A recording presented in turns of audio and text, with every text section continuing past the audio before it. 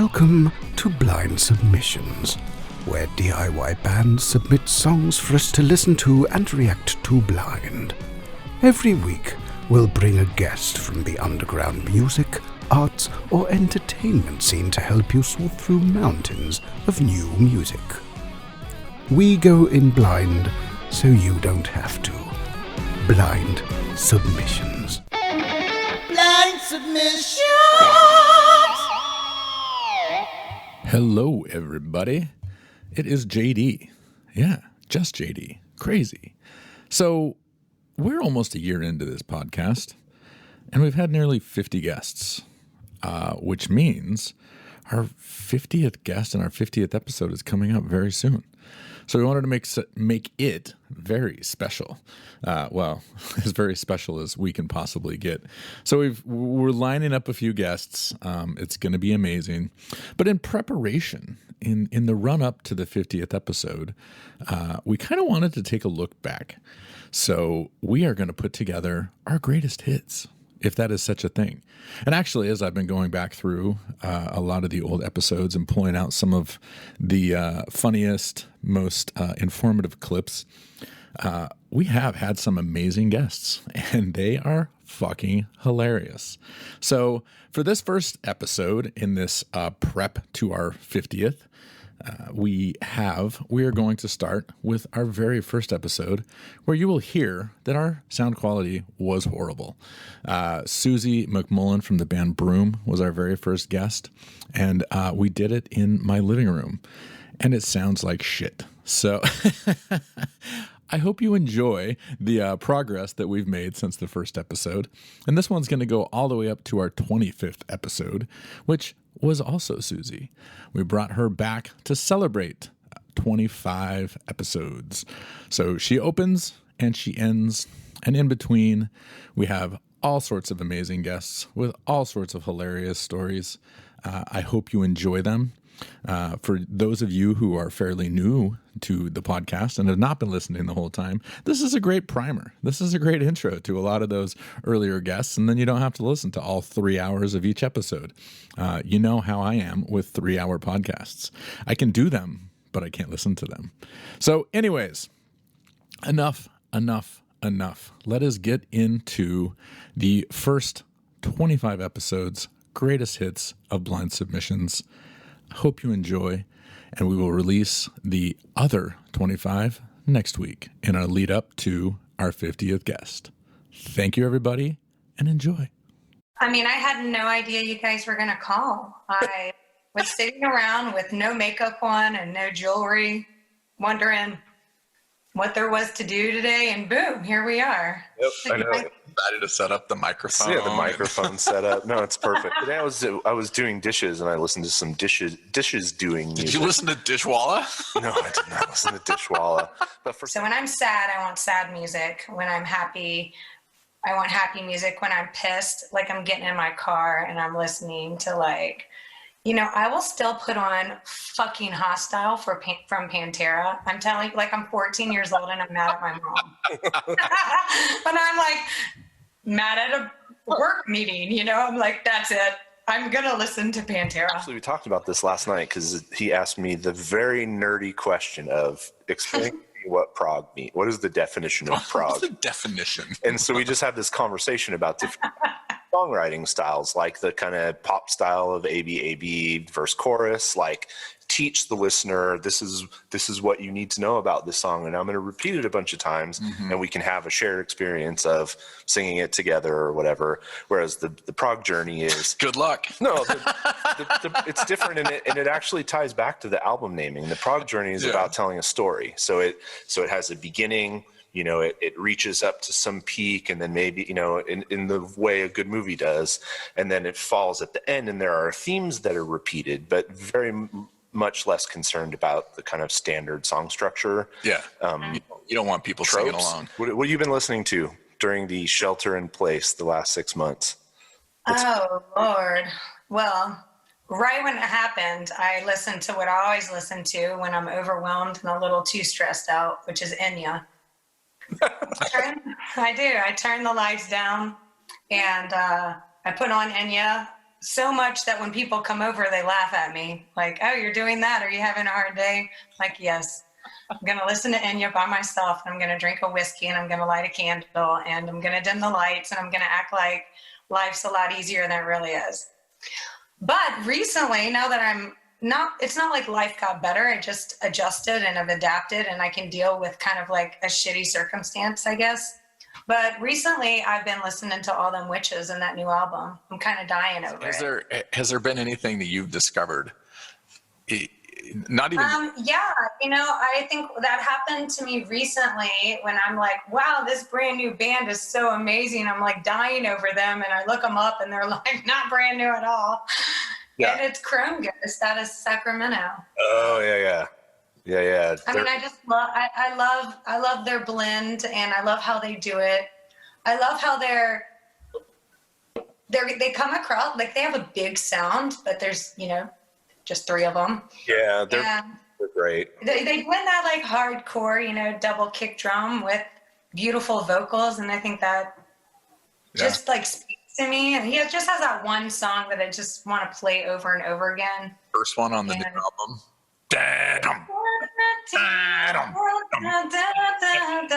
You know that? So growing up, I never saw cool concerts. I think the first concert I ever saw was Ted Nugent at the California State Fair. Hey, if you're gonna see Ted Nugent, that's where you want to see him. It's at a freaking state fair. Yeah, exactly. Dude, of course, man. So this was like 2005, and he brought out a 7-foot tall cardboard cutout of Osama bin Laden on stage. Oh, nice. And then he took like a bow and arrow, and he shot an arrow right into his face. And I was like, whoa. Even back then, I was like, I don't know if this is like my bag. I don't think this is like my vibe. That's weird. It's okay. Stranglehold's still a great song, and the fact that he didn't actually sing it makes me so happy. Yeah, so whenever we're creatively bankrupt at practice, we do 20-minute covers of Stranglehold. It kills you inside a little bit because you spend all this time find that quest for the tone. It's like this never-ending fucking thing, and with pedals, there's all these new pedals, and you're like, oh yeah, this is gonna make it sound great, but like most people are like they don't fucking know. Like it's fuzzy. The guitar parts are cool. They played right. They don't know. Like they're like, yeah, that delay pedal was really dialed in, brother. Like that was my favorite part of the set. Like no one gives a shit. Yeah. Play house parties, and I was like the singer at the time. A really funny memory was that I used to have to write down my lyrics on a page because I'm really forgetful. And we covered Metallica's Creeping Death, and the only way I could get the lyrics was by listening to it. And because my cassette was just it didn't have the lyrics or anything in it. So I had to transcribe what I thought James Hetfield was singing. And we were at a party, and these older, super hesh dudes, found my notebook, and they found what I wrote for Creeping Death, and they totally fucking clown me because I had all the shit written down wrong. Dude, so I've been a humble guy most of my musical life too. So yeah, and it just kind of went from there. I wanted to start playing guitar forever. I had a Dukes of Hazzard little acoustic thing, and I didn't know what I was doing, but I saw Pete Townsend on MTV, and just some old stock footage of him doing the windmill, and then him destroying his guitar. That really struck a chord with me, and I destroyed my Dukes of Hazzard guitar. But I literally bugged my parents for years about playing the electric guitar. They were like, no, you're going to get an acoustic first and take lessons. And I was like, I don't want to play the grandpa guitar. But, I think a lot of kids, when we were kids, our age, the kind of gateway to the music that we listened to, for at least I probably can say the same for you, JD, was skateboarding.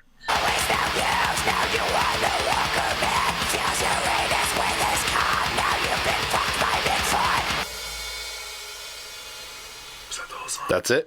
It's like a haiku. This is a short poem. I think we killed her.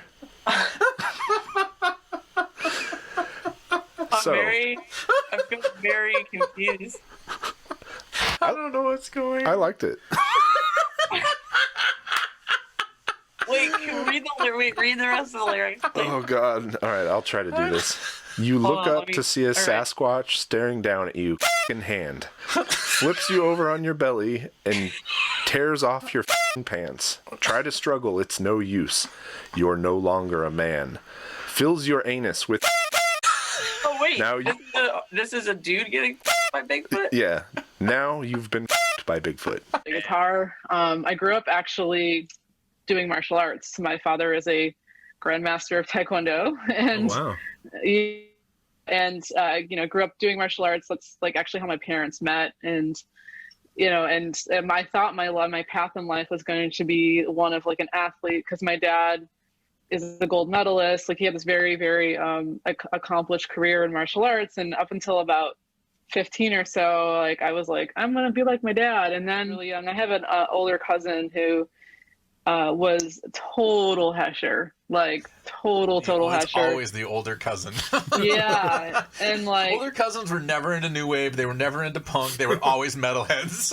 Yeah, and like she would like come over our house and babysit us and bring over like, Metallica tapes and Iron Maiden and like Slayer and all these. And I remember just being a kid and like she would put on these tapes and my brother and I would just lose our freaking minds. We were like, this is awesome. So repeat back to me what you said. You are still at the studio right now recording. Is this true? We are at Kurt Ballew's upstairs. We're staying in he's got the studio downstairs, God City Studios. And then he's got an apartment upstairs, a 2-bedroom apartment, which is dope. So we're like fully submerged in the recording process. Oh, that's the way to do it. Oh, dude, man, I'm jealous. We were talking about today. We'll never do it any other way. Really? Like we can't now. Literally, our bedroom has 4 bunk beds in it. It has 4 beds. You know what I mean? It's like everything you would ever want. Like we literally wake up. Like Charlie, my bass player, and I, we've been doing yoga out here in the living room, and then these guys wake up, they shower, and they go right downstairs and start recording. Like my first day, the first 2 days, I just got up, and I just go downstairs right in front of my drum set, practice yoga, and then I just... No, anyone in the underground of any kind of means, start thinking about how could you position yourself to help the scene when we reemerge from this, to protect a local venue, or maybe to come back in and resuscitate it, or what is it that we could do if you can spare it, to help for 6 months from now or a year from now when things are coming back, and then we have this lag. It's like the toilet paper. There's going to be a lag time. It's going to be like, all right, we can play shows. Let's go play shows. Oh shit, there's no venues. There's no venues to play in. What do we do? So yeah. It's going to be those venues, unfortunately, that the $150 band, the $150 a night bands are going to be missing out on, because those are like the club type places that couldn't make it. And that are still independently owned. This is the person who, when I messaged her about doing this, said, "Oh, you don't want to talk to me. I'm not interesting. I don't have anything fun to say." I'm the quiet one. I don't say very much. Everybody's interesting. Everybody's interesting. It's always the quiet ones that are the most interesting. Once you get them talking. I guess maybe that's the problem. I just don't want to tell people what I'm thinking. Get some wine in them and put them on a podcast. Yeah. All right. I like where this is going. Yeah. No, it is quite difficult. I find when I went because I went and studied jazz and I played classical my entire life, and I went to school and studied jazz. And there were a lot of other people that were actually just like me, a bunch of Asian people that like grew up studying classical music and wanted to learn how to play jazz. And we all had a really hard time because we were so good at playing classical. It was hard to get ourselves out of this mindset of just like, okay, I'm going to play, this that's written here on the paper. And it's not to say that you can't interpret it in different ways, you know what I mean? You do, but when you do jazz and you have to completely tear out of that, it's really quite hard, I think, as a classical piano player to completely change the way that you think about playing when you're playing music, when you're so used to playing it in a box. Discography. So what did you guys pick? Planet Caravan. What how much choice did you have? Was that your first choice? John and I, whenever we do these kinds of things, we always differ on what we're looking for in songs to cover. He always wants to cover songs that he really likes to cover, and I only want to cover songs that I think we can do because we're a two-piece. You know what I mean? Like, we can't do that song, it's got this raging guitar solo, we don't have a guitar player. So, it's always us kind of like, he throws out a lot of ideas. I end up listening to his ideas and listen to a ton of other songs and then come up with different ideas and then play them all. Go, okay, what do you think? What should we do? But this one, we were like the very last band to actually agree and submit a song. Like I think the very last band. When the last time we played Europe, they lost my pedal board. Oh God, that's right? the worst thing that could happen to me on tour. We landed in Dusseldorf and all the stuff came out except for my bass and my pedal boards. And we were like, I can get another bass, but like to get all of those pedals and to completely, that's impossible. For sure. I lived in a co-op in Berkeley called PAX. It was like 2 or 3 blocks down the street from Cloyne, right across the street from UC Berkeley. And it was probably 25 kids in college and we all just lived in this house and ran the house, and you had a president and, you had 2 cooks that cooked for the whole house, and then everybody had their job. And then we had this whole basement and everybody grew a ton of marijuana. Yeah. That got stolen by these 2 kids that came in with like shotguns in the basement and stole it. And then we called the police. Did steal their kegs. We called the police. No. We called the police. And then the police came and you see this trail of like soil going out the front door. And like they wouldn't come in because they're like, it's illegal at the time. So they're like, what was stolen? We're like, vegetation. They're all, vegetation. How much? Well, a lot. The guys had a shotgun. So they're like, okay. And they ended up finding, because those 2 boys stole a bunch of stuff from Cloyne too.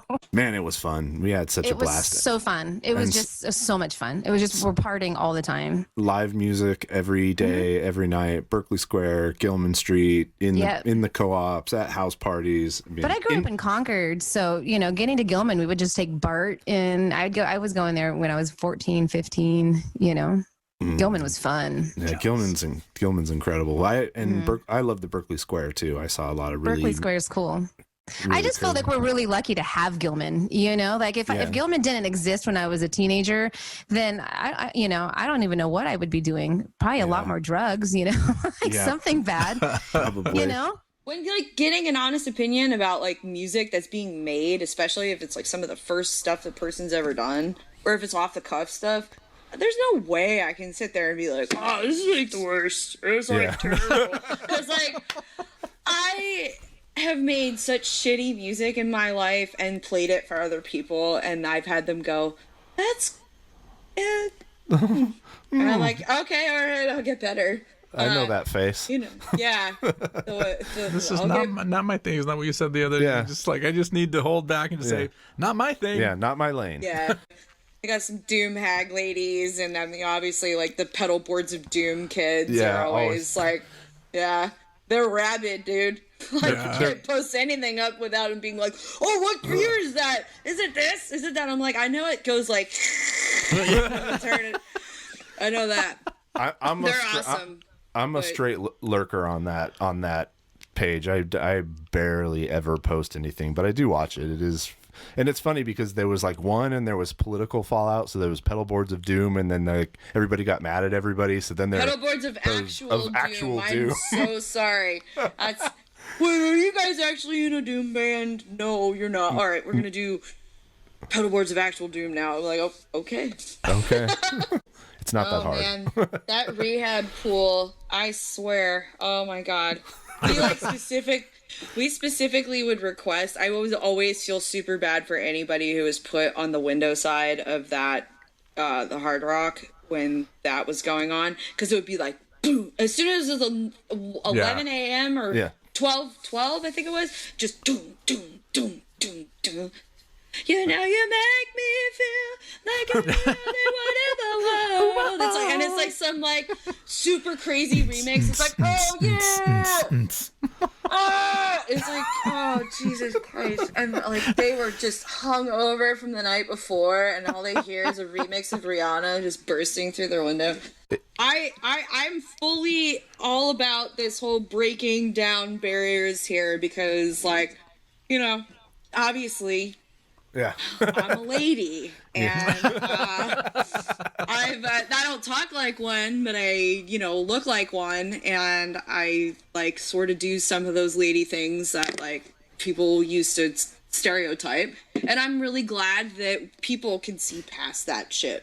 especially with like in the music industry and stuff, like being able to just share a stage with people and to like work in like tattooing and not have to deal with like all the BS with like, hey, you want to be my wife? And be like, no, I don't, but thank you very much. The Fight Amp was just like dark and so like, you knew they were on drugs at the time when they wrote it, and they feel like it feels like you at your worst, and you're listening to it, and you're like, just beating everything, and like we broke so much shit in our friends' houses by accident, because we would have shows, and like I remember Fight Amp played at my friend Justin's house called the Model Home, which was above a hair salon, so like no one gave a shit. We just played the loudest shows ever, and Fight Amp, instead of waiting for the other bands to play, they just set up all their stuff in the living room and then just started playing, and everybody just rushed down the hallway and like crawled,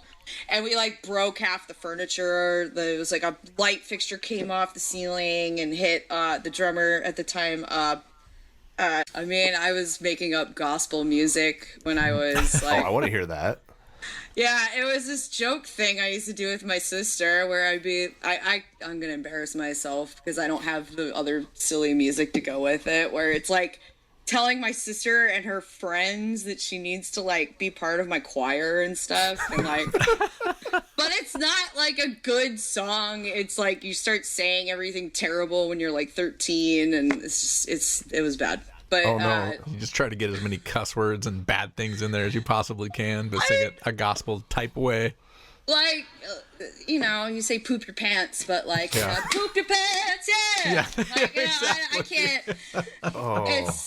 It's not meant to be for everybody. For me, we weren't like poor, but like, I didn't get no fucking fancy new car. Like my first car was a 1988 Dodge Colt. I don't even know if people even know what that is anymore. No, that was a lot of people's Dodge first Colt? cars. Yeah, no. Dodge Colt. Yeah, I mean, see, I had the Mazda version of the Colt. Colt. I had the Mazda GLC, which was the exact same car. Oh yeah. Bro, I had I mean, it's not. Go ahead. I had a What'd you have? 79 Honda Accord Coupe. Nice. With louvers on the back those windows. are cool. You got the ones with the louvers? Those, oh man, those things are awesome. Oh dude, it was $800 and it broke down like 3 weeks after my death. So it's weird with Haunt because I feel like I finally came in where it was like the right opportunity. The timing was right. Yeah, the timing was all timing. There wasn't that many bands doing what I was doing, and I did it with a demo state of mind. I was like, I wanted to sound like Angel Witch demo. And I kind of just went for it, and I recorded the whole thing in a weekend and just was like, you know what? If people like it, great. Then I'll try to do better. But that's kind of been the thing, is just like write what I want, record it however I want, put it out before I get sick of it. And here we are, 4 full lengths later and 2 EPs, a little bit over almost 3 years. I mean, it's like any band that gets any measure of success. Like, you know, there was people who liked us who I knew personally, and then it gets to the point where like there are people watching your band who you don't know who they are, and like you kind of get, you know, more people coming, and most of them are strangers and stuff, and then the internet gets, you know, is like loves you until you get a little success, and then they turn on you. You know what I mean? So I really took it to heart. I was like, oh God, these people are like dogging us out. And you know, David was like, dude, just don't, you know, don't worry about it. The only reason they're taking shots at you is because you have something they want. And I was like, really? Because we're still is that how it works? we're nobody, dude. I mean, people like our band, yeah, but we're nobody in the larger picture. I know it's cliche to say it, but like as far as saying like, oh, it's who you know, but it's really more like, you know, how you are to other people. And it's really, you know, we'll get hit up from bands, you know, occasionally that are like, hey, you know, who are strangers, and we're like, oh, you know, we'd like to tour together. And it's like, it's not really how it works, man. And when we first got our first agent, we had already been DIY touring for probably 3 or 4 years. And he was like, do you guys still need an agent? We were like, I mean, not really. I mean, we need the right one. But like, what can you do for us that we're not already doing for ourselves, you know? I don't know where I was going with that, but like, yeah, it really kind of is about like meeting people and getting to know people, and you know, fostering a relationship, or in some cases, tamping it down and kind of walking away from people. Sometimes this is what happens, you know? And oh shit, sorry. I pulled my headphones out. I've learned like how to be political about it over the years. I used to just be hard on the sleeve, like, you know, someone did me wrong. I'm like, fuck you, you're dead to me. And like, I just don't do that anymore. I just know that no good's going to come of it. No. And I'm going to be the one that suffers anyway. So I've learned to, when I don't want to deal with someone, I just walk away from them. You know what I mean? No, I mean, it's fine. I don't have like an enemies list like Nixon. I just have a very short list of people that I do like, you know what I mean? Yeah. And people who I consider like real friends. And you know, that's what's up, man. All the good stuff that's happened to our band as far as like exposure kind of stuff has come through personal relationships, 100%. I grew up like in the southernmost point of Florida and on the Gulf Coast, Marco Island. It's like 7 miles square. It's very small. Oh, wow. Very sheltered. Like if you look at the map on, you know, Apple Maps or whatever on your phone, it's literally the last thing on the coast. The only thing south of that is the Everglades and then the Keys. It's on the Gulf of Mexico side. Oh, wow. So it's super isolated. But it was great growing up there. I hated it as a teenager because there was like no punk rock, and like I had to mail order Doc Martens, and like we didn't even have a skate shop, like nothing. It's different now, but it was rough. But as an adult now, I go like, ooh, that place is sweet. It's so nice, you know. Before I played music, I sort of thought that music was magic, and now as an adult who plays guitar, I realize that it kind of is. Now you know, you're right.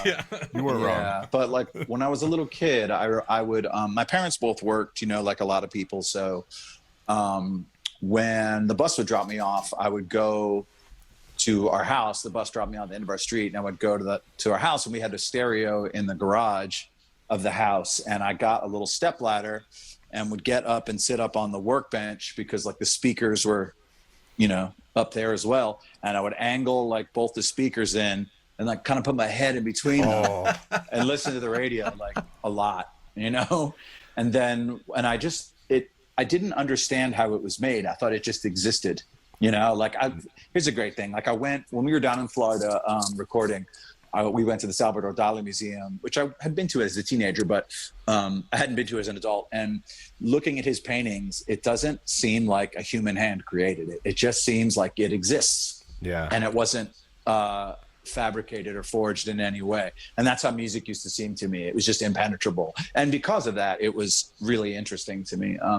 So I was always obsessed with it long before I even thought about playing it. I just loved music. And to this day, I've got like bordering on Asperger's level of like knowledge about just popular music, you know, and then when I got into junior high, I started getting into, that was like the dawn of like hair metal, and started really getting into that stuff a lot. And then as the 80s progressed, I started getting like little whiffs of punk rock. And as I mentioned earlier, I was like lived in a very isolated place. So like I saw a picture of the Sex Pistols before I heard their music, you know what I mean? Yeah. But it was very appealing to me, and I had the same fucking experience that every punk rock dude who plays music for a living has had, and that's, I can do it too. You know, the first time you hear it. Exactly. Yeah. Because I heard Eddie Van Halen, I'm like, there's no fucking way. I can't do that. I can't do that. Like, I'll never get into no music. shade on them. I love Van Halen. Unironically, love them. And not just because Eddie just passed.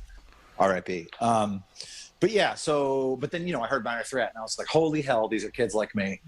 I can do this. And that connected with the anger. You know, I was a, you know, preteen, like just full of angst, and, you know, so probably Minor Threat and Black Flag together changed everything, you know, and Black Flag, because it was like, it was still raw punk rock music, but it's crazy. Even if you listen to it now, it does not sound like boom ta boom ta boom ta bada bada, like basic full on the floor punk rock. It's a crazy band, you know. And like the only reason I haven't gotten a Black Flag tattoo is because it's like the Karen live, laugh, love for dudes like me. So we were in the studio in Tampa, and then the Airbnb that we were staying at was about 40 minutes away. So we would drive back and forth every day.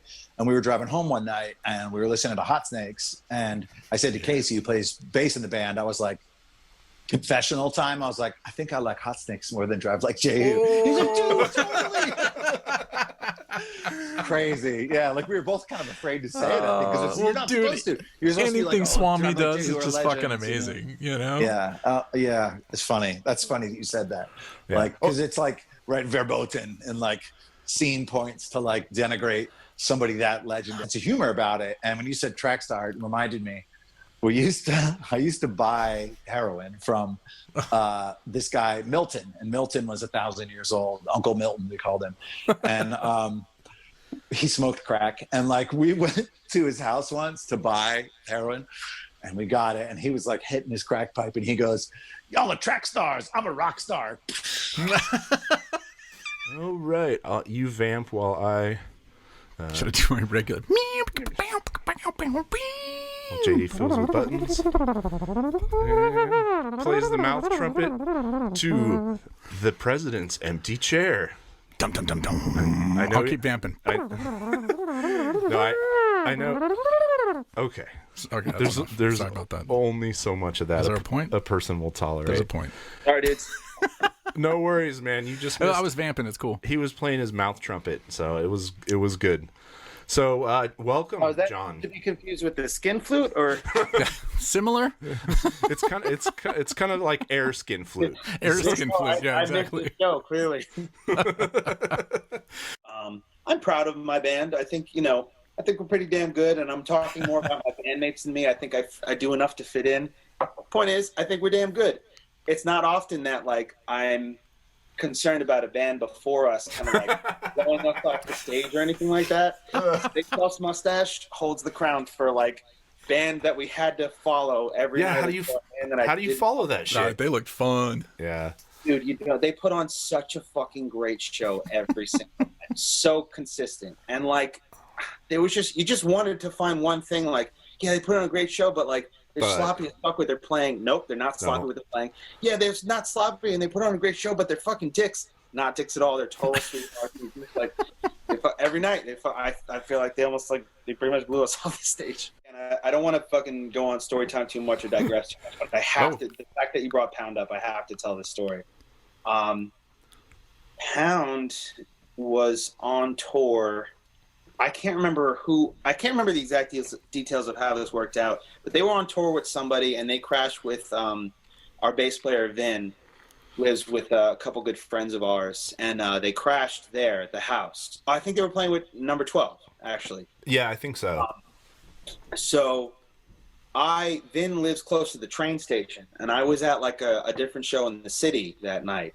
And I came back from the train station and I was parked at Vin's house. And I saw the van. I didn't know they were touring with Pound. I thought it was just number 12 staying at Vin's house. So I saw that van. I'm like, oh, I gotta fuck with him. And so I had the only thing I had in my car was like a fucking like fold up camping chair, and I put it on the roof of the van. I don't remember trying to get into the van, but maybe I did. I don't know. Found out later that it wasn't number 12. It was Pound's van, and somebody was in the van, like. Oh, they were getting robbed. Oh, shit. on their like Instagram or something. The next day, they posted the picture with the chair on it. Like, we don't know who did this or who tried to break into our van. I remember this. No, I remember this. I saw that, and I like commented on it. I was just like, it was absolutely, totally not me. We kind of, that's our mentality with live shows. Is just like, like play your shit right to the best of your ability, but also like bring the ruckus, Yeah, I think you can get away with a little sloppy when you bring the ruckus. Yeah. There's got to be a ratio of like notes you can lose for percentage of ruckus gains. Yes, exactly. Percentage of ruckus, and it like goes up and do the math though, because if you do the math, then it's not real ruckus. It's not rock and roll. Yes. Yeah, and it varies with the venue too. Like if the venue doesn't have a stage, I think you can play 20% fewer notes. Yeah, and than whatever like the average is. Yeah. It's fucking brilliant. It's like a love scene between two orcs in Mordor. Yes. It's just like set on the backdrop of war-torn Mordor. War-torn Mordor. We will rebuild. It's what we always expected, which was Sam and Frodo finally had that moment. Their love moment. Yeah, that's what it is. That's the fucking soundtrack for it. Yes. Oh, Sam. All right. Oh my God. Samwise. Okay. I can carry you. And we decided we're going to have to bring you back, and instead of listening to the submissions, we're going to play your game. So we'll find a time. Yes, let's fucking do it. Oh my God. We're going to do It'll it. be the worst episode ever, but let's do it. Yeah. No, we got to do it. We'll figure out some ground rules, like maybe how long the songs can be. Like I'm not going to drop any. It'll just be me going like, no, it's fucking, but because like the fucking, you don't know, but like the fucking, this is the fucking minor chords, bro. Sick of It All had played Gilman a couple of years before that, but I had taken a hiatus from the band. I was working at Sick of It All's record label in tour promotion and publicity. So I was doing that for a little while just because I wanted to just like live the normal life for a little bit, and it wasn't for me. It took it, you know, it was like a learning experience where I realized like I don't like just staying in one place and not playing music. So and the door was open for me, so I was very eager to go back. And so that's why there's one Sick of It All record, the We Stand Alone EP, where I'm not on half of it, you know, but I'm on all the rest.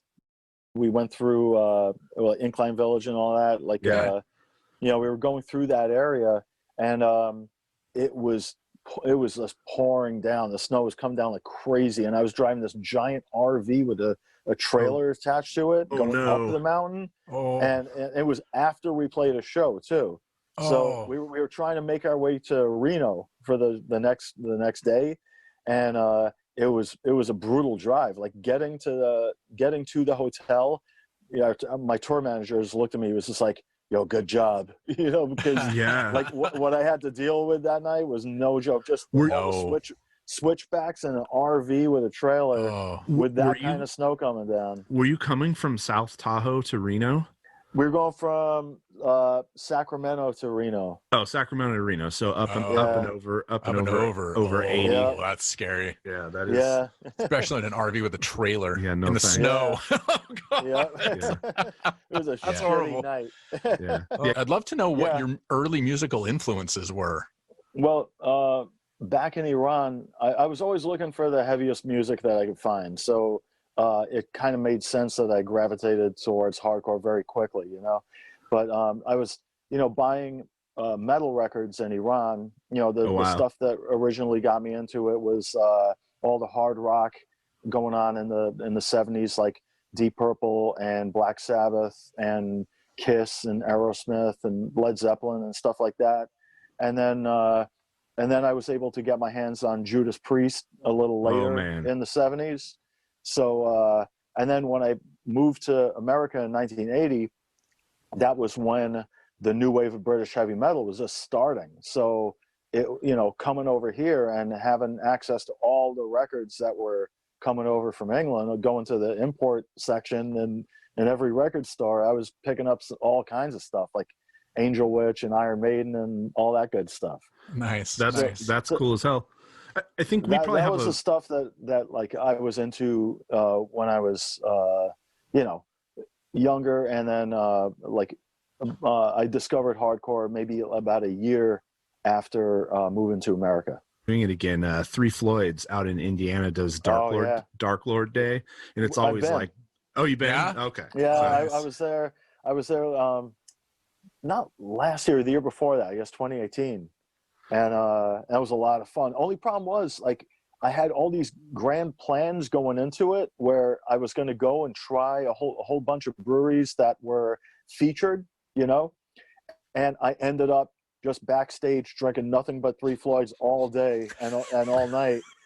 I mean, it was because it was like it was such a big social event, because it was like, I was there because my friend Dave Whitty from Municipal Waste, he was playing with his other band, River Black. So I was like his pretend drum tech. That's how I got Can I be your drum tech? Yeah, exactly.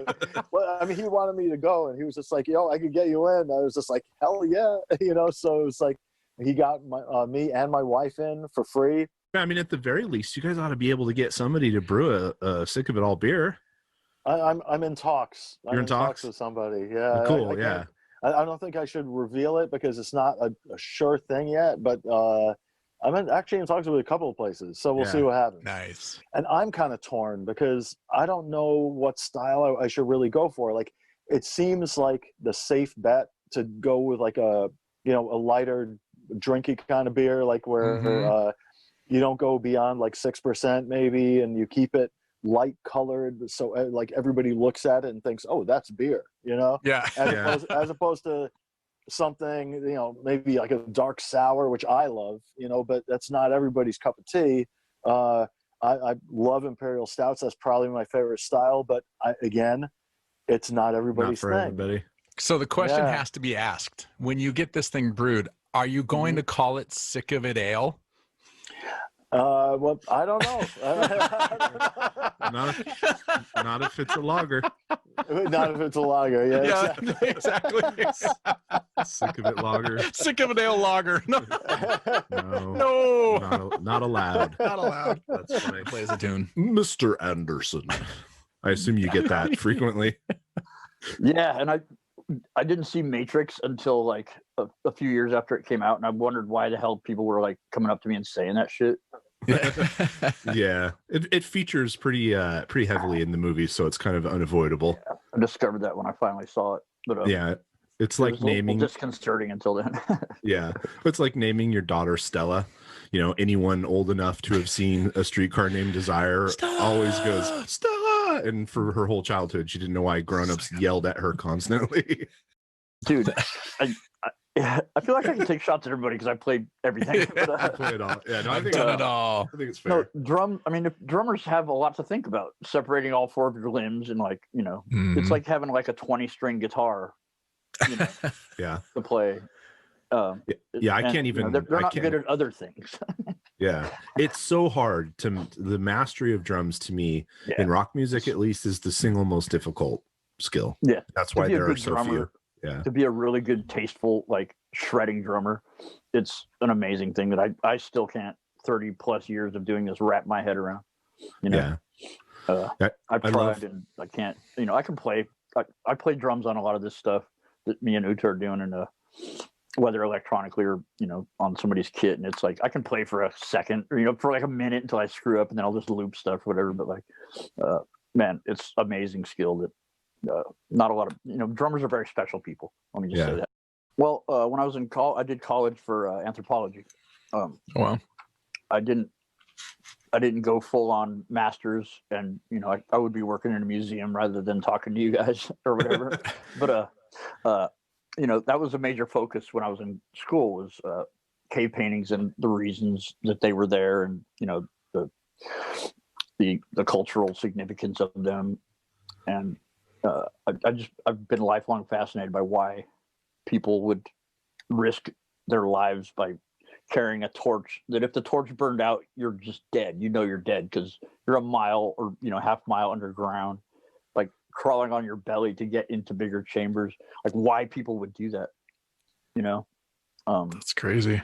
And a lot of them, like there's some that are like amazingly what's a good analogy? Like Picasso saw the ones at Lascaux and said, quote, "We know nothing about art." Like there's perspective and shading, and like we're talking 25,000 years ago. Yeah, that's nuts. Like just as we were, more or less barely modern humans, and like why were there, they weren't generally animals they were eating, so it might have been for some, but it wasn't necessarily a hunting fetish or a like we're, this is the animals we're hunting. It was a lot of times animals they weren't eating, and they weren't living in those caves either. They were just going there to paint. Yeah. And it's like, if you're in a small, let's face it, most bands don't have the luxury of having a giant rehearsal space. So if you're in a gigantic, or if you're in a tiny little room with a gigantic sound and your volume is just dimed to where you're going to be deaf by the age of 40, you're not hearing any detail. Right. Yeah. Mm-hmm. And so it's really hard to tell like what the other person's even playing, let alone what their tone's like. And if you think about it, like if you're in a small room and you have a full stack, if you're right next to it, you can't hear it. That's why you're going to keep turning up. To be able to hear it, you need to be a certain amount of feet away from it. Yeah. Like because the sound wave leaves the thing, and if you're like a foot away from it, you'll never hear it. And so basically, if you're loud, you don't know what anybody's doing except for yourself, and then not even yourself because you're too loud. Yeah. Turn it down a little bit. And Bucket had rolled up with his bucket on already. He was a passenger he wasn't driving with his mask and his bucket, but he was a passenger, and he had like a little 15-watt PV practice amp. That's all he had. Yeah. And then I think he had a pedal board, but his guy running sound had it. That's what it's about, dude. At the board, and he just mic'd up that little PV amp, and we were just like, huh? And if then there's a decent PA, you know, all you need is that. Like I know that like Kirk Hammett, his live setup is like a Fender Twin or something like that behind all the fake empty guitar cabinets. It's mic'd up in a box and just cranked with like a tube screamer or something ridiculous like that. Like, yeah, you're micing one speaker, and if it's through a good PA, that's all you need. Yeah. You know, like I could roll in with a pedal board with like a preamp pedal and a cabinet simulator pedal that I made the impulse response that's like a stadium. And if I had a good sound guy and a good PA, it sounds huge. That Melvin's Bungle Show of Legend in Long Beach or wherever it was, where everything fell apart and Bungle walked off stage after 30 minutes of nonsense. Yeah, they as a trip because the Melvins got booed. Yeah, because they came out and played, I think, like Charma Karma Cat or something like ridiculous in front of that audience that came to see Faith No More. Faith No More, exactly. Except for me, I was there to see whatever the fuck was about to go down. As a sort of tip of the cap to the Melvins, Bungle came out and did High School, that song Everyone I Went to High School With Is Dead, for like 30 minutes, just feeding back, just as like a fuck you, like just ridiculous. A legendary show. Yeah, it was so funny. It was. It's funny that we were both there, and then I meet you 30 years later. 30 years later. I have that on DAT tape. Did I give that to you? I think I no. did. You keep threatening to give it to me, but I definitely want to hear it. I have to find not only the tape but a DAT machine. To be honest, to be real, like they knew what they were getting. Like, they didn't sign to sleep thinking they were getting a 5-minute pop hit.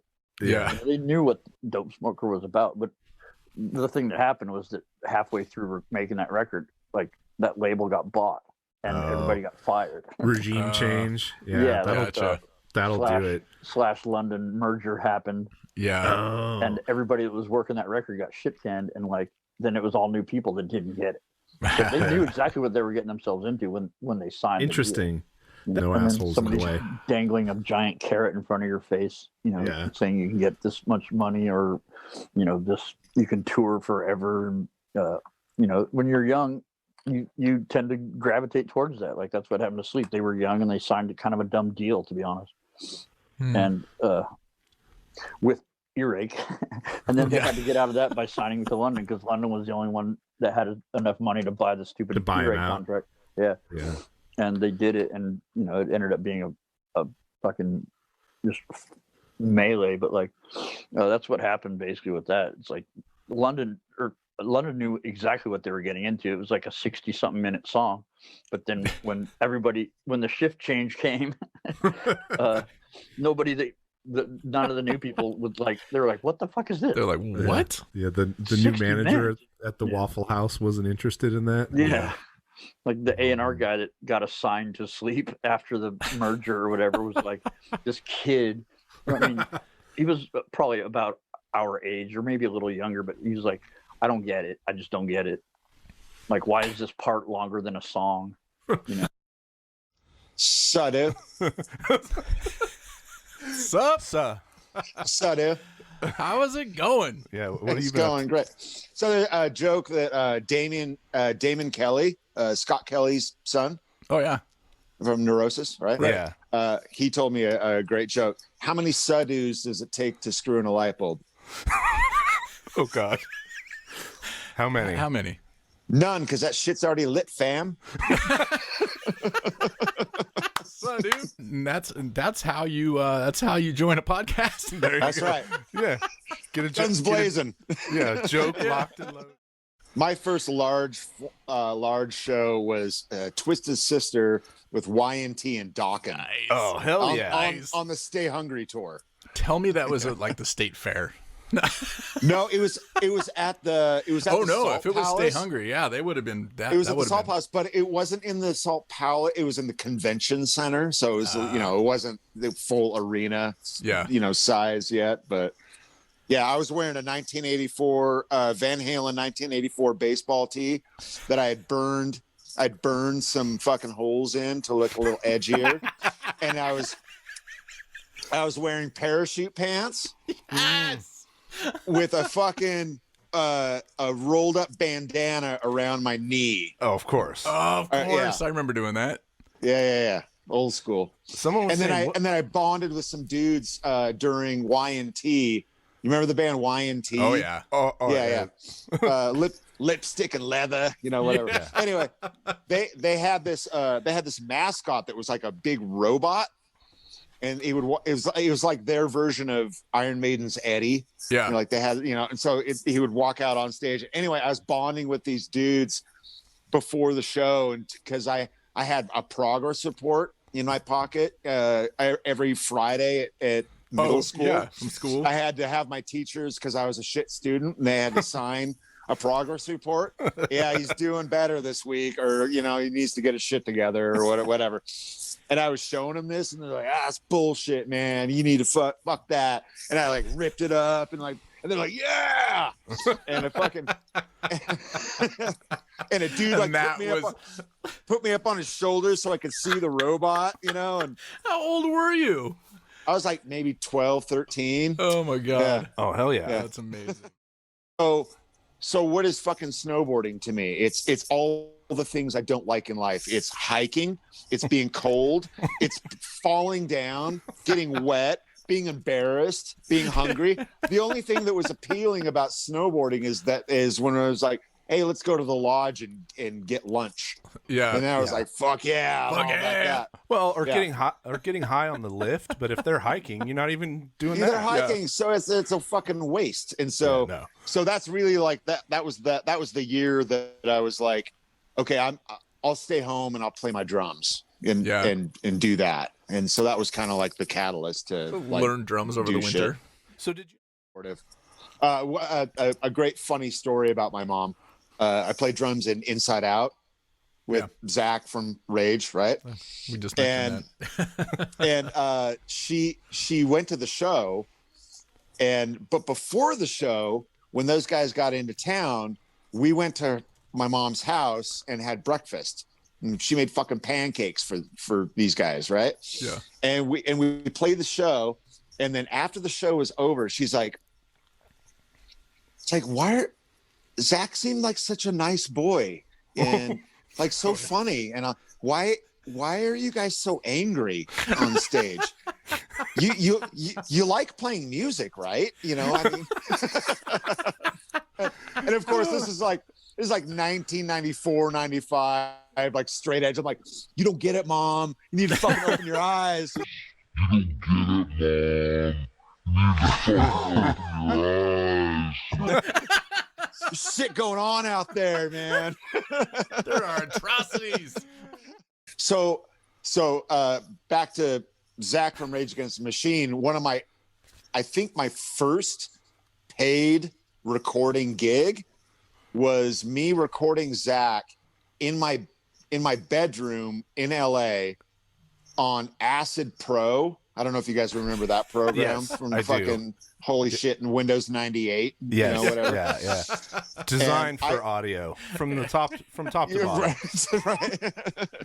I recorded him his dialogue on Acid Pro and for the Rage Against the Machine Battle of Los Angeles DVD. Oh wow. So they made that DVD, and in between the songs, there's all these like little info segments where he's talking about Zapatistas and Chiapas and all that kind of stuff, right? Yeah. And I recorded all that in my bedroom while we were eating burritos, and he's like, "All right, so how much do I owe you?" And I'm like, "Dude, I don't fucking know what you owe me, dude. What do you mean owe me? Like, You mean people we did this, pay other people to do this? yeah, we did this shit in my bedroom, you know, on a fucking PC, you know. And anyway, he's just like, all right, I'm just going to charge you what the normal studios would charge for a day rate, which he ended up paying me like $2,000 or some shit for like fucking. So I used that money and bought my first like real computer, and I got Pro Tools. You know, people would be like, hey, how you holding up? And I'd be like, you ever see that movie Pink Floyd The Wall? you know that scene where he's in his chair and he's got the cigarette that's burnt down to his fucking knuckles and he's staring into the void? I'm like, that's half my day. The other half of my day is trying to stave off the desire to recreate the other scene where he destroys the hotel room. It's a careful balance of that, you know? In fact, funny story, they recorded the drums for the first A Perfect Circle record at the studio because Josh Freese was playing on the Chinese Democracy record, and Axl just did a fucking no-show. So they're just like, studio costs covered. Mics are set up. Let's just let's do some shit. You know what I mean? That's awesome. That's great. So anyway, that dude taught me how to use Pro Tools, and that was like kind of like put me into the, all right, I'm gonna call my friends and start like recording my buddies and stuff like that. That's which is my ultimate theory about how John Garcia got to be the singer in Caius. We gotta hear this. My theory is that he had a practice space, an El Camino, and a PA. Yeah. And he's like, dude, guys, come on. And they're like, okay, you can be in the band, but we get to use your car and your PA and your practice space. And he's like, all right, cool. I'm singing about pizza and lighters. So I recently bought a sampler because I told you back to your roots. Back to your roots. Yeah, I bringing it all the way back, and it was this year, so I'm like, fuck, I want to maybe get back into that, something that I can do on my own, and whatever. And so I joined. It's an Akai NPC 1000. So I joined a Facebook group about Akai NPCs, and it's just a fucking shit show, man. It's like just dude, Facebook groups are shit shows. Hundreds of people just be like, check out this new fucking beat I did today. Yeah. I was like, fuck. I joined it thinking like, oh, maybe I can learn how it works and get some tips and tricks. And no, it's a SoundCloud channel. Yeah. Because I have a buddy who was in a strip club, and Metallica was in town, and they were at the strip club. And my buddy was in the bathroom and taking a piss, and Hetfield walks in, takes a piss, and then goes to walk out of the bathroom. And my buddy goes, so we're not washing our hands, are we? And Hetfield goes, I know where my dick's been most of the time. Most of the time. Oh God, am I gonna? We were in Germany, and what's their hometown again? Cologne. Cologne, yeah. So when we were in Cologne, there's this bridge that goes from like where our hotel was, like over this like big ass river. Well, I don't know what they call it out there. They have different names for things, for waterways. There's this huge bridge that's like, I don't know, 100 feet up? Yeah, at least. And it's a huge Maybe bridge. more. It's massive. So we're coming back from drinking like over in the party side of Cologne, and Mucho gets this idea to like walk on the railing. Oh shit! On the bridge. Yeah, he's already cringing. And this is like, dude, if he fell off, I think he would have survived. It was raining too. It was raining. This was going to... And he's got his fucking boots on, which I'm a big fan of. I like the boots too. But there's no grip on the bottom of his boots. So he walks on the railing, And then he fucking goes on the other side and like scales himself down and starts doing pull-ups off the bridge. He's like 100 feet, 200 feet in the air, just doing pull-ups. We're like, dude, what the fuck are you doing? That was insane, man. Like, it was out of control, dude. There's This was like 3 in the morning in Cologne, Germany. Just drunk off our asses. Mucho. There's a lot of, the risk taker cultures out there, obviously with all it's crazy. The jackass stuff and like going on and on. Like the CKY stuff was what first, we saw it back in the day, these videos. And you see people doing that like risk taker thing. But that was pretty fucking gnarly. I gotta give it up to Mucho. The whole tour. It sounds like it's a good thing you returned to the States with the drummer. That was only one of his like many stunts that tour, dude. He was going off. Yeah, I think because we all like run around stage and do all this crazy shit, and he's like stuck sitting down the whole time. So he's like, all this like pent up aggression. He's like, dude, I can do crazy shit too. Like, dude, there's another bridge that like goes up, kind of like the Golden Gate Bridge, not as big, but it was up like 20 feet, and he like just walks up like the side, and then goes on like the crossbar and sits in the middle of the crossbar. He's just like holding his arms up, like everybody. Yeah, it was starting to get weird. That was like a different. I can't play on stage, right? Like I just can't do it because of this fucking guy, dude. Like, I play stage right, I'm in a bad mood the entire night. Like even after this show, the entire night, dude. I'll be still trying to get over it just because I'm so thrown off. Because I'm just constantly getting like bumped by him, and that's like my fretting hand. So I'm just like, yeah, Carl won't switch sides. He refuses. Like he'd not play a show rather than play on the other side. It's funny. I was looking back in some like the chats on Facebook Messenger with Worshipper, and we did that East Coast tour with him. Yeah, conversation about that in that chat. I just happened to be looking back in the messages the other day, and Alex is like, so I have my amp up there for you already, and I'm like, dude, it's on the wrong side of the stage. He's like, oh, you can't play on that side? I'm like, dude, never, ever. It's not that I can't, but I won't. There are a few things that I guess so, yeah. We're pretty easy to work with. I think that's, we try to be easy to work with. It's a pursuit, but I guess there are a few things, and it's like, I'm exaggerating for sure. If it's like a backline setup and it's already there, like we'll use it sometime. You'll figure it out. I will try and finagle a way to move it if possible, because we're gonna have a 50 times better show if it's. Has Tyler ever almost killed you on stage? Dude, we've everything has happened, dude. It's probably borderline giving each other concussions like multiple times. Yeah, it's just part of it, You totally. We're not cool enough to be able to just sit there all stoic and like be badasses. We got to move around, man. That's part of why your live shows are so fun, because you're all just going crazy up there. Like it's a spectacle. We're desperate. We got to sell the sizzle, man. We're desperate. Yeah, you're the hardest working band we've seen in a long time. No, we're just fucking desperate. Cool. All right, I'm gonna scoot ahead a little bit. This is a 6-minute song, which for a band that self-describes as doom. Do the guitar solo at 3 minutes and 38 seconds. Huh? Yeah, 3:38. 3:38 solo. Okay. All right, let's try it. Let's see. So this is good games. 3:38. Okay. Unless the drummer just fucking wails through the whole thing. All right.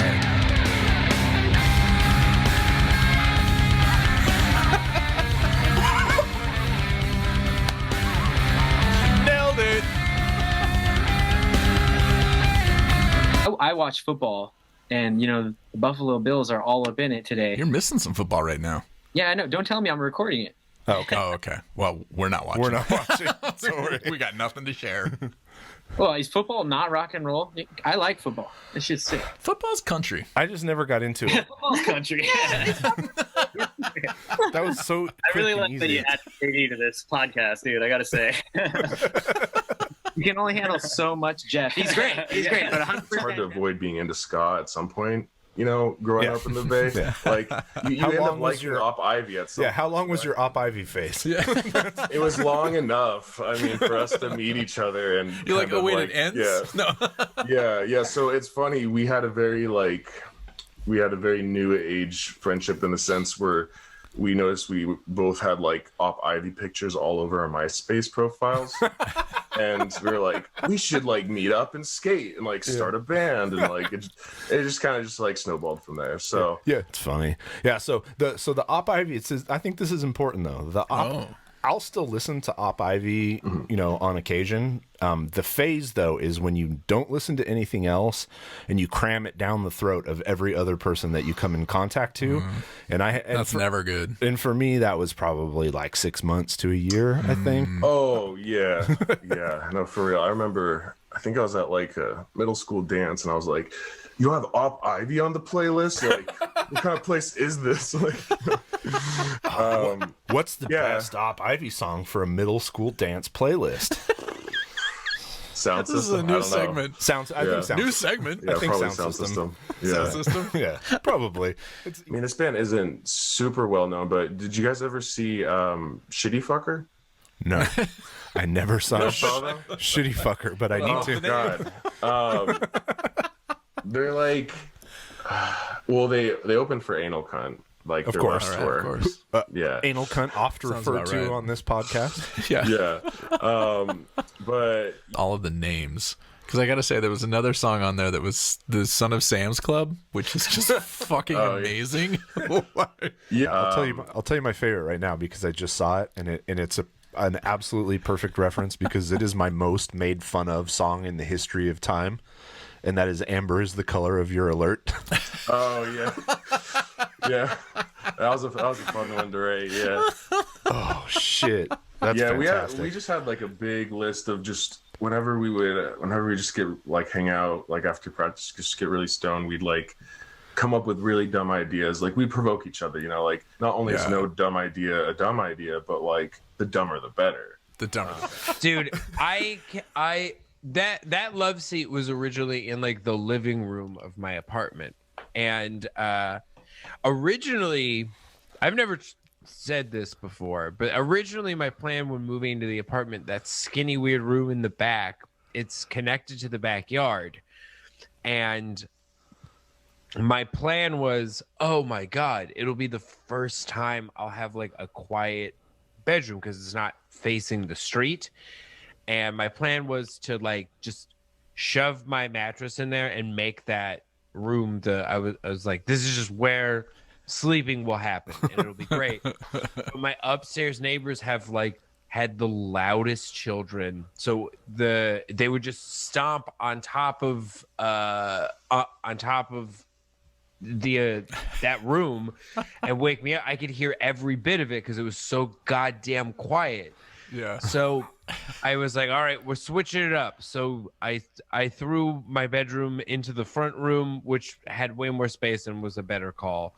And then I turned that into like, I was like, I guess this is going to be the office. And then magically this couch that the previous owner just left in the living room just fit perfectly in that weird like makeshift room, that little nook, little back nook. I was like, I think it's gonna fit, and we put it there, and I was like, this is fucked up, but this is where it's gonna go. But I realized, like, I was like, this is gonna be a music room because it's just nothing but loud children up there. Like, fuck them, whatever. Yeah. I can play right back at you, and assholes. Yeah, exactly.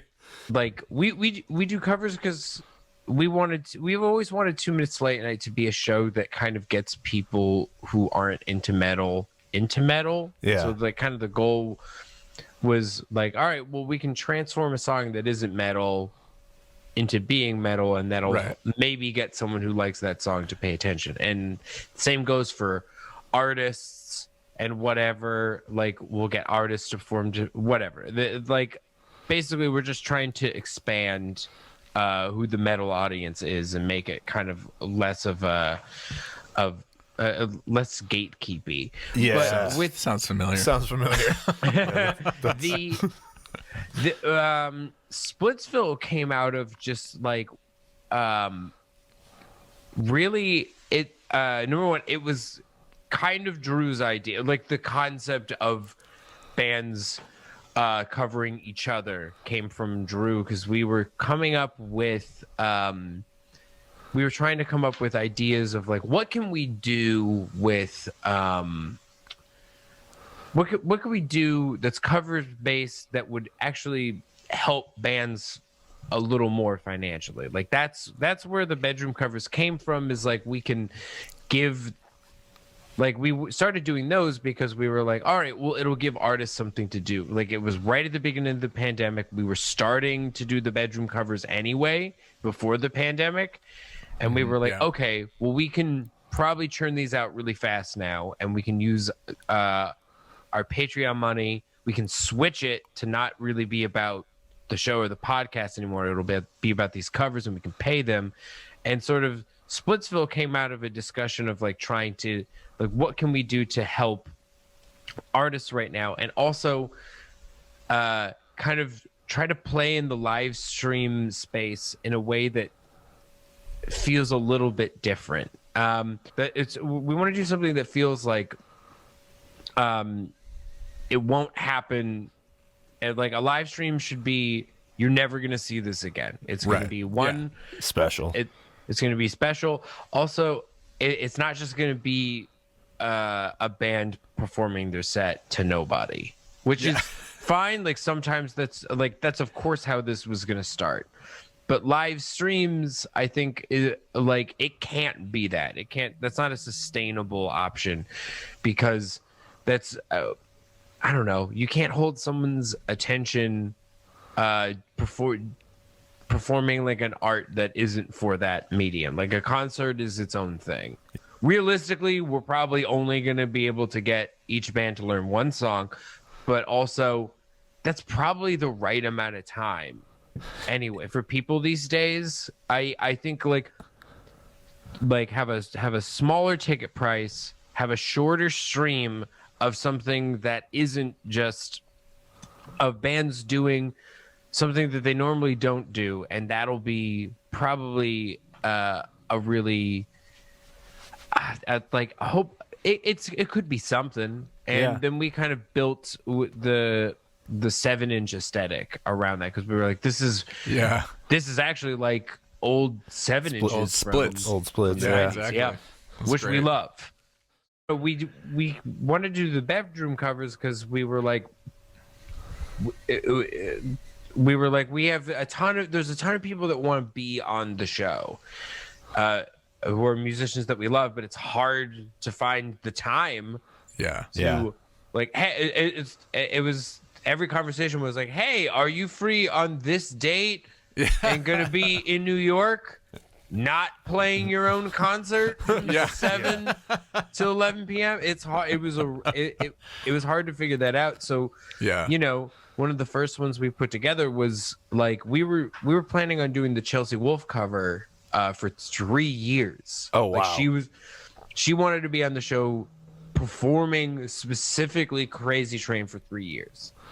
So we were like, this will be a way we can probably do it, because she's so busy. And then right after that, it all really took off, and we had enough seeds planted that we were like, shit, I think we can put these out once a week. The FBI is tapping every phone, whatever. If there's one nerd in the FBI and he finds out that I said no to Danny Carey and Les Claypool performing Rush, I'm going away. You're never gonna see me. Seriously. Yeah. I'm gonna be in every guitar company needs to stop the electric acoustic guitar. A hollow body, great. Electric acoustic. Electric acoustic. I have never, anytime someone like plugs in an acoustic guitar, I'm like, I'm not gonna like what this is. Yeah, no, this is bad. If you think that this is what this is supposed to sound like, I'm not gonna like what you think songs are supposed to sound like. I have to say, I can't actually say the full band name, because I am a straight person. But there is in Denver, Colorado, we had a heavy metal version of just a heavy metal like kind of crypt keeper. We had like a gay crypt keeper named Maris the Great, who was just like he was this gay zombie, and the whole story with him was he and his band Maris the Great and the I'm not gonna say it of Death were a punk drag. It's him, a zombie like emperor overlord, and then drag queens, and their whole thing was they're gonna kill it was very similar. It's kind of like a Guar thing where they're just trying to kill every band, so they're the only band. Captured by robots or something. Yeah. Yeah, and it's they are so funny and genuinely cool, and a huge influence on me and Two Minutes Late Night. There wouldn't be a 2 Minutes Late Night if there wasn't a Maris the Great. The comedy, the metal. Are they still active? Do you know? I think he is making a comeback, or was planning to make a comeback until the pandemic. Oh, okay. Gotcha. I would love to get in touch with. You just reminded me that I have to try to figure out how to get in touch with it, because I want to do something with him on 2 Minutes Late Night. Super funny. To see that on video. Isn't there? Yeah, go to childrenofatom.bandcamp.com and support them. Wait for Bandcamp Friday if you want them to get all the money, but otherwise, any day works. Ooh, yeah, it looks like they have a science fiction up your ass novelty figure, which looks like a butt plug. Oh, that's wait. They're selling butt plugs. There's so much to innovate in the world of merch. Really have to point out. Like, so Alpha made underwear back in the day, and I want to do more stuff like that. So yeah, completely. Do you think it says Children of Adam on the back end? It should. Oh, it shows. It does. It has an atom with a little sperm swimming into it. Wow. So this picture that you're looking at right now, if you're watching the video, is what's on the back end of the butt plug. All right, definitely. I have, more than one violin, but I have a strange relationship with my violin. It has been mangled, broken, lost on the side of the freeway, and yet we're still together. Oh, wow. Holy cow. It's been through some crazy things. Like when we came back from the Boris tour in 2014 and we were getting stuff, loaded out of the truck, we forgot to close the back of the truck properly. Like we were down, and all of my shit flew out of the back of the truck, including my baby. Oh my God. I was devastated. And somehow this random guy found it on the side of the freeway and was able through Facebook to find me, and I brought her back. And it's great. Like, how do you know how to make something like that? Like, where do you say, I'm going to make my girlfriend a Mongolian fiddle? I mean, like, how do you learn to do that? Yeah, what's step 2? Where does that come from? I just researched. I watched videos of them being made, and I would basically pause the video once the next step was, take a picture of it. Yeah. Screenshot it, like, this is step 3, and then keep the video going, pause, step 4. It just worked out. It just took my time, and it worked out. The wonders of the internet. The hardest part is that I don't know how to play it, and I don't know how it works. So I had no idea if it was right. Yeah. I just gave it. Here you go. Yeah, I mean, there must be. The Last Baron is. Oh, The Last Baron is like, yeah, that's a song. If you don't know, go listen to The Last Baron, and then even think about trying to write a 12-minute prog metal epic. Because it's I put that up against. Maybe it's not fair because there's no vocals, but Rush at their finest is La Villa Strangiato, and I would put. Thank you for saying that song. Oh my god, dude. One of the best guitar solos ever written by anyone. It's brilliant. Yeah, it is. It looks to me like there's some hanky panky going on below the fold. There sure is. Check it out. Yeah. Nice. Yeah. This band's Asphodel Wine. We're about hanky panky. Asphodel Wine is about.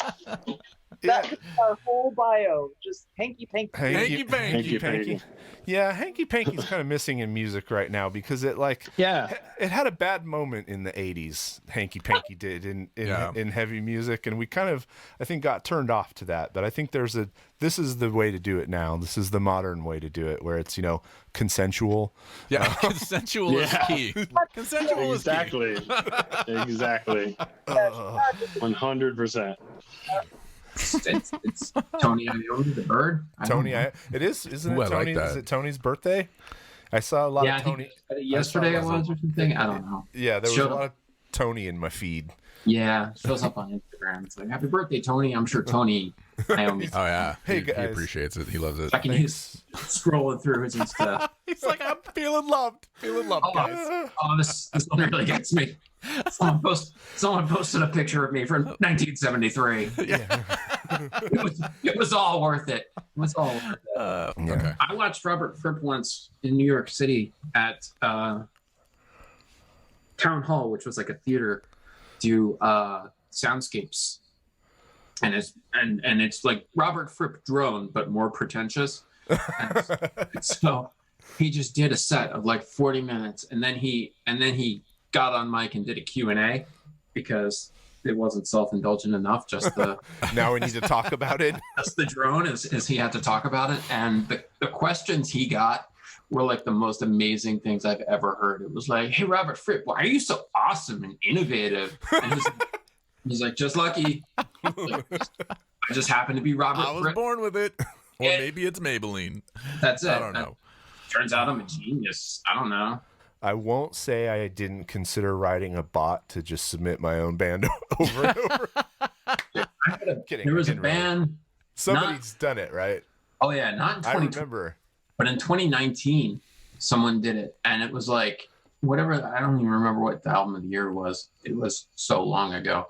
But yeah, they had like 179 votes for their own band, and they were somewhere in the top 10. And I was like, you know what? Like, if you care enough about being to get on 179 people, my rinky-dink ass list, that you had 179 people cast a vote for you, or however many people cast 20 votes for you, like, I respect that. Yeah. Like, because I'm not doing that. Someone cares enough about it, fine. Like, I said in the thing, like, these guys did this, but I respect the hustle. There are very few in this pool of underground bands who just like appear and then get pulled into something larger. Most of it is a relentless push from the band in order to spread the word. There's that's why everybody's so old. Yeah. That's everybody. I got asked the other day. It was like, how come heavy rock is so old? Because heavy rock takes a long fucking time. Yeah, it does. I toured for 10 years first, and I put out 5 records, and then someone decided they gave a shit. Yeah.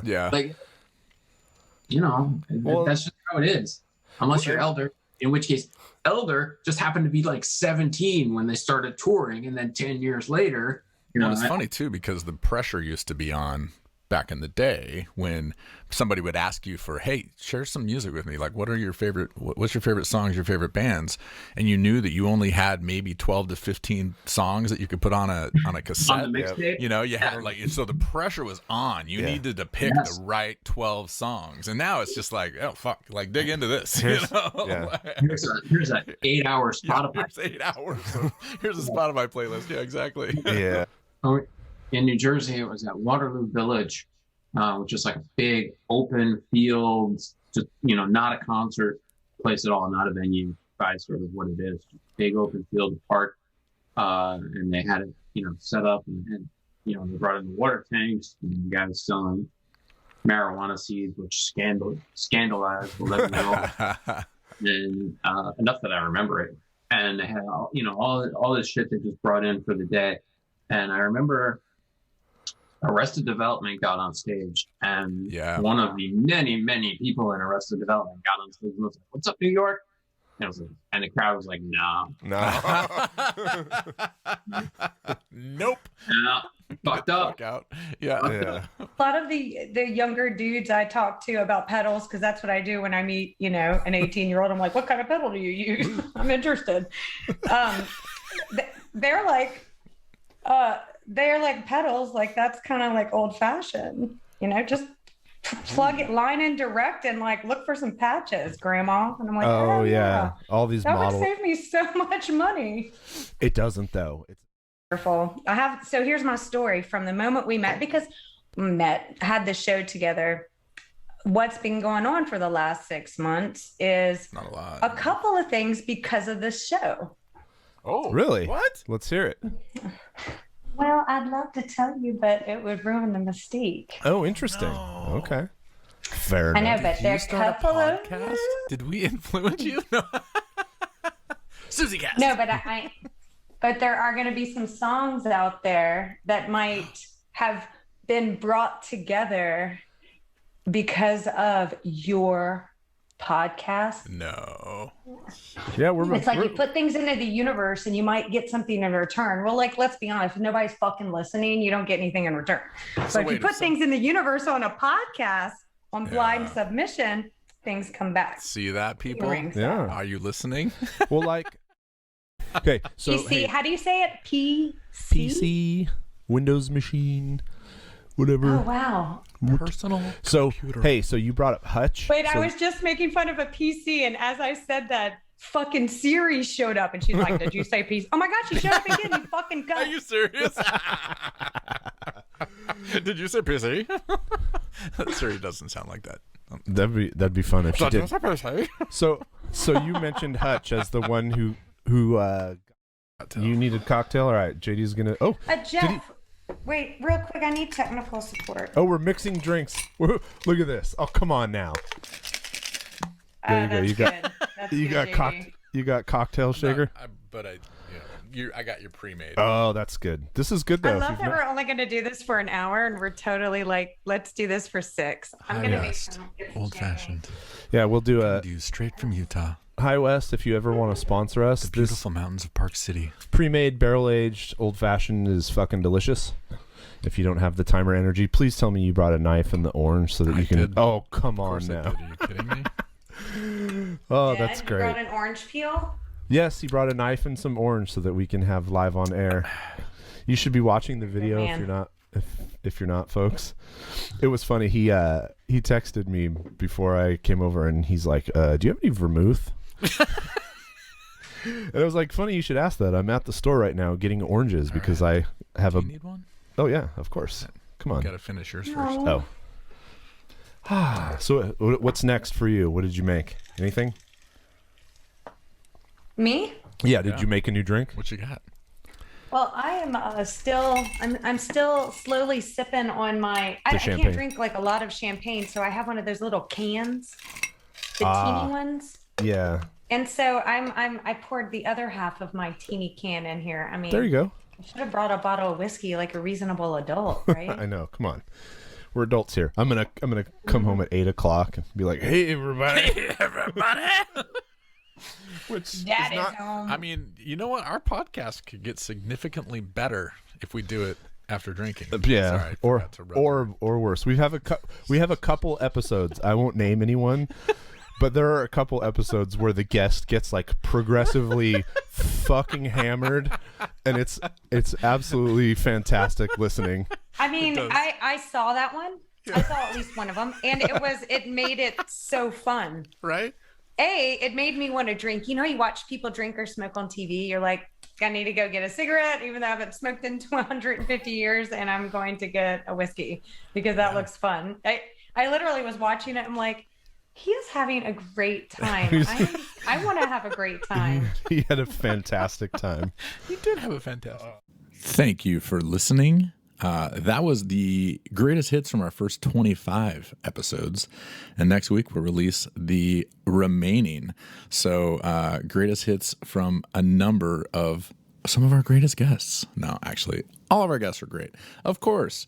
But next week we'll open, we've got Santos Montano from the band Old Man Gloom, who is episode 26. So he'll start things off and we go all the way through our most recent episode with Francis Roberts from, coincidentally, Old Man Wizard. So we start with Old Man Gloom, end with Old Man Wizard, and everything in between. So watch out for that. Thank you for tuning in again. Can't wait to share the actual 50th episode with our 50th guest or guests. That is coming up in another week or two. So enjoy. Please tell us your favorite moments. Come and share it on our Instagram and our Facebook page or on YouTube. We'll also post this up there. So share some of your favorite moments from the show. We'd love to know. Who were some of your favorite guests? What were some of your favorite bands that you discovered? What did you find the funniest? What made you spit out your morning coffee? I had many of those moments, especially with either Alyssa or John from Moontooth, Andy Patterson. I mean, come on. It's been a fun ride. So tune in next week when we share the next 25 greatest hits, and we will see you then. Thanks for joining us for another week of Blynd Submyshynz. See episode description for the links to all artists discussed in this episode, and visit their sites to support them directly by buying their music and merch. Share links to the podcast with your friends, especially if they're in bands. Bands! If you want us to listen to your music on a future episode, please submit one song to blyndSub@gmail.com. That's BLYND sub@gmail.com. Bandcamp's linked preferred, but not required. Find us on our social media at Blynd Submyshynz. Full video episodes are available on our YouTube. Remember, we go in blind so you don't have to. Blynd Submyshynz.